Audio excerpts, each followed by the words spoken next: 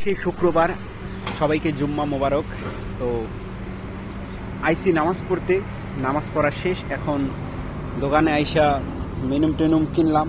কেনার পরে রাস্তা দিয়ে হাঁটতে হাঁটতে যদিও আমার লগে আরো দুইজন আসছিল, এখন দুইজন রাস্তার ধারে আইসা দেখে এখানে মানে এই জঙ্গলের ভিতরে পান গাছ আছে।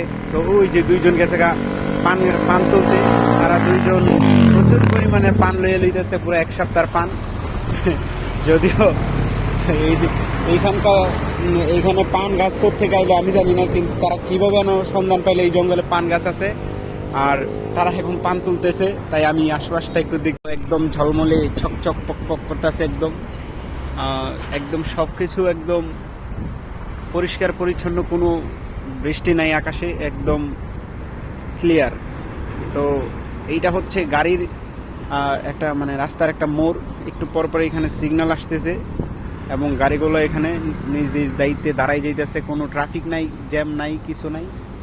একদম নিজের মতো করে তারা জ্যামগুলোকে একদম কন্ট্রোলে নিয়ে আসছে।